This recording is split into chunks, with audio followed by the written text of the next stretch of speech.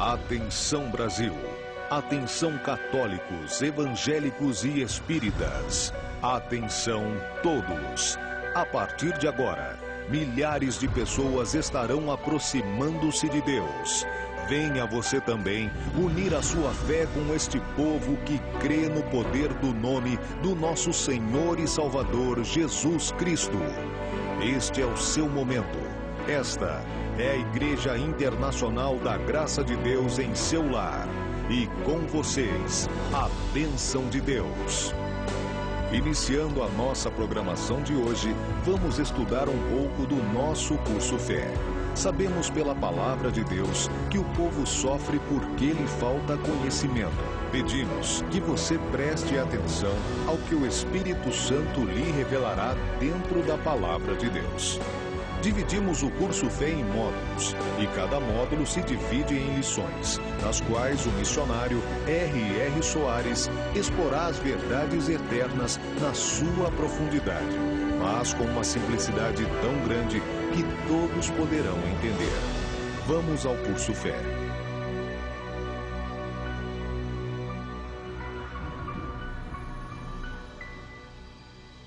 De volta ao curso Fé, módulo 1, Determinação, e nós estamos na lição de número 34, Fatos sobre a Libertação de Espíritos Maus. E nós estamos parados na parte 21ª, aí hoje é a sessão 21ª e hoje é a quarta parte dessa sessão. Nós estamos esses dias vendo que Satanás, ele tenta impedir a pregação do Evangelho. E ele faz de várias maneiras. Às vezes, ele usa uma proposta financeira. A pessoa tem uma chamada. A pessoa poderia ser um grande expoente na mão de Deus, o maior conquistador de almas. Mas o diabo coloca no coração dela que ela faria uma coisa melhor se ela fosse um empresário. E a pessoa entra para o mundo dos negócios. E às vezes obtém sucesso. E cresce. Consegue uma indústria, 2, 3, vários imóveis, e de repente uma pessoa podre de rico, espiritualmente também podre. Podia ter sido uma bênção na mão de Deus. Outro acha que, no caso dele, já que ele é dado para a ciência, que a contribuição maior que ele poderá dar à sociedade é se ele for um cientista ou um artista. Bom, e por aí afora vai. Isto é uma tentativa do diabo de impedir a pregação do Evangelho. Porque a gente tem que servir a Deus, independente das oportunidades que nos surgem. Eu sei que se eu estivesse no mundo material, eu seria um homem bem-sucedido. Pela capacidade que Deus me deu de liderar, de ver as coisas. Mas eu não tenho que pensar nisso. E eu não tenho um pingo de arrependimento de ter passado a minha mocidade, agora na idade adulta, servindo a Deus. Eu acho que eu sou uma pessoa mais do que feliz, cumprindo a vontade de Jesus. Talvez pudesse estar frequentando os grandes hotéis do mundo, sendo recebido pelos grandes desse mundo, próspero. E às vezes eu estou numa igrejinha só de pessoas humildes, muitas vezes até desdentadas, ambiente bastante paupérrimo, mas eu me sinto tão bem. Como me sinto bem, muitas vezes, em igrejas luxuosas, que tenham pregado até fora do país, em igrejas que você pisa ver no carpete, a coisa abaixa lá 5 centímetros, que a maioria da nossa igreja não serviria até para ser a garagem daquela igreja, tem ocupado esses púlpitos. E não me sinto maior e mais engrandecido por estar naqueles lugares. Eu acho que o importante é se eu estou fazendo a vontade de Deus. Então, se a minha audiência é composta de doutores ou de analfabetos, isso para mim pouco importa. Agora, eu tenho que ter os olhos abertos, porque Satanás tenta me impedir. O diabo, ele não quer que o Evangelho de Jesus Cristo seja anunciado na sua totalidade. E nós temos que ver que muitas coisas que nos acontecem, às vezes problemas financeiros, às vezes ingratidões, outras vezes perseguições, nada mais e nada menos é do que o diabo tentando barrar o nosso progresso, o nosso avanço, a nossa realização. O título dessa lição de hoje é: O diabo impede a pregação do Evangelho. E olha, ele tem impedido. O apóstolo São Paulo escreveu na primeira carta aos Tessalonicenses, capítulo 2, versículo 18, o seguinte: Pelo que bem quisemos uma e outra vez ir ter convosco, pelo menos eu, Paulo, mas Satanás nos impediu. Há muitas pessoas que elas são fatalistas. Bem, eu queria ir fazer isso, mas eu não fiz porque Deus não quis. Às vezes não foi Deus, às vezes foi o diabo. Paulo era um ministro do Evangelho, um homem chamado pelo Espírito Santo, um homem com capacidade espiritual para ser um verdadeiro embaixador do reino dos céus. Onde ele ia, ele pregava o Evangelho, ele ensinava a verdade, e as pessoas ouviam, e quando Paulo orava, maravilhas aconteciam. O Paulo tinha dedicado a sua vida a pregar o Evangelho de Jesus Cristo. E sem dúvida alguma, era um homem que Deus olhava e ficava feliz. Para ele não tinha tempo bom nem tempo ruim. Não importava se era o rico, se era o carcereiro que o havia enjaulado, o acorrentado, se era o pai do principal da ilha. Para todo mundo ele pregava, orava, abençoava, e as pessoas então eram curadas e libertas. Mas o Paulo, ele sentiu impedimentos, e ele não era um fatalista. Bom, não fui porque Deus não quis, não aconteceu porque não era da vontade de Deus, não. Ele aqui diz, em 1 aos Tessalonicenses 2,18, pelo que bem quisemos uma e outra vez ir ter convosco.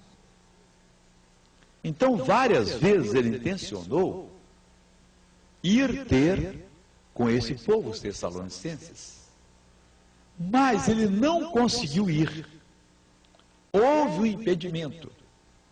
Ele tinha sonhos que não se materializaram. Ele até se preparou, se predispôs. Nós vamos fazer uma visita aos irmãos taus. Mas quando eles estavam se preparando e indo, ele diz aqui que Satanás o impediu. Meu irmão, se nós não abrirmos os olhos, Satanás vai nos impedir. E ele está impedindo muita gente. Às vezes é uma preguiça. A pessoa vê outros tendo sucesso na vida e ela simplesmente acha que para ela o tempo já passou. Eu não gosto de aceitar as coisas dessa maneira. Eu acho que nós temos uma grande parte de responsabilidade do nosso fracasso. Quando eu tinha 16 anos, eu saí do Espírito Santo e fui para o Rio de Janeiro. Vida sofrida. Tão sofrida que eu só podia fazer refeição uma vez por dia. Eu almoçava, era 1h da tarde. Eu ia numa pensão que se via à vontade, comia bastante, porque eu sabia que eu só ia poder comer no outro dia, 1h da tarde de novo. Eu não podia tomar um cafezinho na rua. Eu tenho 1,66 m, o meu peso hoje é 64 quilos. Estava aí com 75, mas tirei o açúcar, perdi 11 quilos. Essa é a razão do missionário estar mais magro aí. E naquela época eu pesava 47 quilos com essa estatura. Eu estava quase que um bambu vestido. Mas eu lutei pela vida.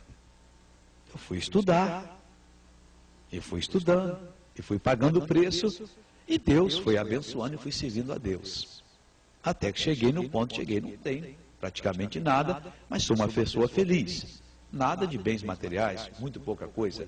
Mas o que eu tenho de amigos por esse Brasil afora, que por causa do meu trabalho conhecer a Deus e que eu estou no coração deles, que oram por mim, não é brincadeira. Bem, eu estou com 44 hoje. Bom, vou continuar só pregando o Evangelho. Não, desde o início do ano, que eu estou estudando a língua japonesa.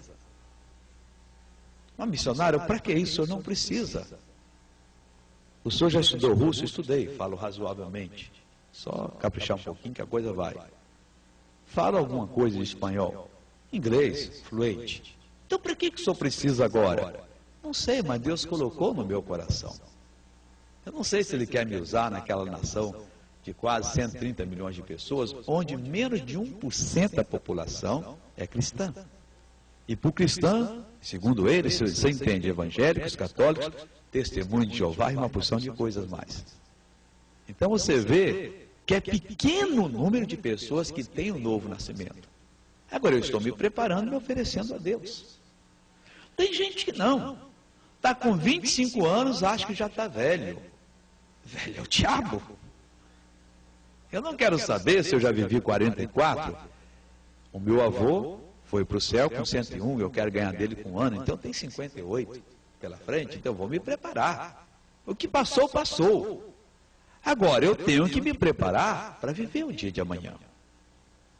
A preguiça, na maioria das vezes, é um demônio.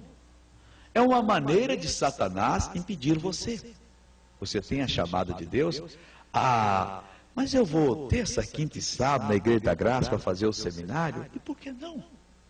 Eu vou chegar tarde em casa, e por que não? Eu estudava de 7 às 10 da noite, chegava em casa 11 horas, ia lavar minha roupa, porque eu tinha que lavá-la, não tinha quem lavar, morava sozinho, ia dormir meia-noite, 6 horas eu acordava, 8 horas eu tinha que estar dentro da empresa que eu trabalhava. Porque eu tive vontade de desanimar, muitas vezes, esquecer o estudo. Os colegas, vários meus, da minha idade, esqueceram. E não prosperaram na vida. Eu não, paguei o preço, estudei. Quando pude, entrei num curso de inglês, fui até o final, estudei. E já ia para Moscou estudar medicina, estudei o russo, estava no 4º livro. Quando Deus me chamou para pregar o Evangelho, Deus, não faça isso, Senhor. O senhor sabe que eu quero ser médico a vida toda, eu pensei, tal. Naquele tempo tinha uma universidade lá em Moscou que dava bolsa de estudo, eu não sei hoje como estão as coisas, né? E eu, como era pobre, não podia me sustentar aqui, lá já que teria os livros de graça, ainda teria 90 rublos por mês, segundo o Ministério da Embaixada da Rússia. E teria o curso de graça, ou então vou para lá com alimentação, mas aí Deus entrou na minha vida e disse, não, eu quero que você pregue o Evangelho. Então eu estava me preparando e continuei me preparando, estou me preparando e luto. Quantas vezes eu vou fazer alguma coisa fora do país, eu levo os meus livros. Eu tenho um livro publicado em espanhol e inglês, lá em Nova York, e em vez de eu ficar batendo papo, tal, eu vou nas livrarias, converso com as pessoas, coloco lá os livros. Quer dizer, luto, evangelizo aqui, evangelizo ali. Agora, preguiça dá. Um dos impedimentos de Satanás é a preguiça. Outro é o medo. Mas o que é que vai ser de mim se eu for para essa região que está em guerra? Deus não mandou você? Você vai. Não, mas pode estourar uma guerra civil? E qual é o problema? No trânsito do Brasil, morre por ano o mesmo número de soldados americanos que morreram em toda a guerra do Vietnã. Você vê? Nós estamos num lugar, num país, que é mais perigoso andar na rua do que ir para o Vietnã no tempo da guerra, quando tinha guerra. Morreram menos americanos do que morre por ano no Brasil no trânsito. Então não tem esse negócio. Mas Satanás põe medo. Eu não sei o que vai ser. E o que será de mim? O que será amanhã? Eu tenho que me preparar, eu não posso servir a Deus. É uma das maneiras que ele usa para impedir a pregação do Evangelho. Aqui o apóstolo Paulo diz que ele tentou várias vezes, você pode ler aqui, não foi uma vez só, ele diz o seguinte, pelo que bem quisemos uma e outra vez ir ter convosco, que foi mais de uma vez. Pelo menos eu, Paulo, mas Satanás nolo impediu. O diabo aqui teve capacidade de impedir a pregação do Evangelho. Mas hoje pode acontecer, missionário? Pode, se você permitir. Mas aconteceu com Paulo. Mas Paulo não era o perfeito. O Senhor Jesus disse: eu edificarei a minha igreja e as portas do inferno não prevalecerão contra ela. Era dia 2 de novembro de 77, quando eu entrei pela primeira vez, dia 1º de novembro de 77, dia de Todos os Santos. Eu entrei pela primeira vez numa televisão e eu fui o primeiro pastor no Brasil do Evangelho completo a ensinar a palavra de Deus. Digo do Evangelho completo. Estamos passando 15 anos. Eu peguei a recessão de 81, 82, 83, que é pior do que essa que nós estamos passando. Estamos passando por essa. Humanamente falando, não é possível estar na televisão pregando. É uma crise brava. Porque a igreja não vende bênção, não cobra nada pelos seus serviços. Nós não somos uma empresa. Se houver, durante 100 dias, cada dia falecimento de um membro da igreja, nós lá estaremos no cemitério, nossos serviços são de graça. A pessoa só paga a tarde do cemitério. A parte espiritual nosso trabalho é gratuito. Nem a passagem nós cobramos. E vamos com maior amor, com carinho. Agora, como é que nós fazemos? Pedimos ao povo para nos ajudar. E o povo ajuda. Então nós temos tentado mostrar a palavra de Deus como ela é. E nós temos obtido sucesso. Nós temos levado o povo a um entendimento completo, total da palavra do Senhor Deus. Agora que Satanás tentou nos impedir, tentou. Eu lembro o dia que eu ia, era outubro de 77, para a televisão, antiga Rede Tupi, assinar o contrato, mas não tinha condição. E o diabo dizendo: você vai perder tudo, até a sua casinha você vai perder. Como é que você quer colocar esse programa no ar? Não há condição, a igreja não pode. E eu disse: meu Deus, vai dar. E cheguei lá, um dos diretores, inclusive, tentou me atrapalhar e disse: pastor, a televisão pode ser o céu, pode ser o inferno. Se o senhor não for uma pessoa de boa estampa, se o senhor não tiver uma capacidade de transmitir o que o senhor quer, o senhor vai acabar, o senhor vai falir. E eu não tinha prática, né? De televisão. Era pregador só de igreja. Não sabia nem que era câmera. Para mim era câmara. O pessoal até riu uma vez quando eu falei isso.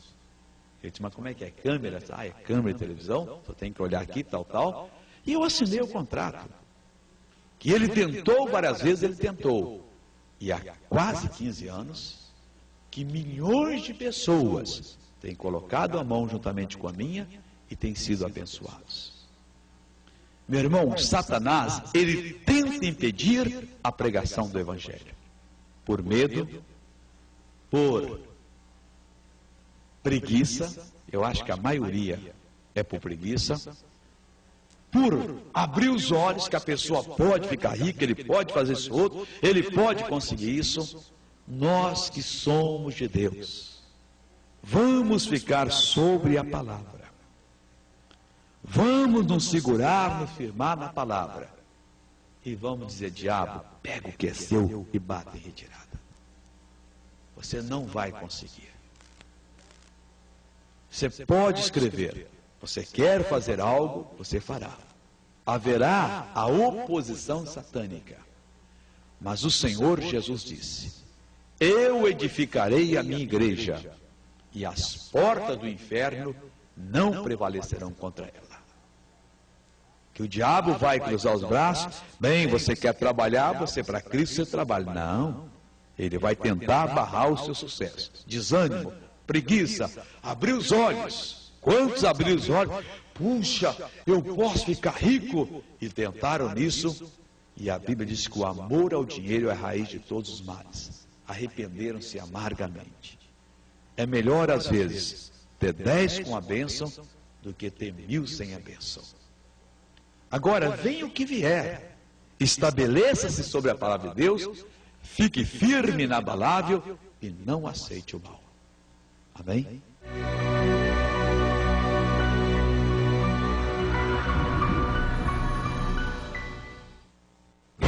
Poderosa cruzada de fé e milagres com o pastor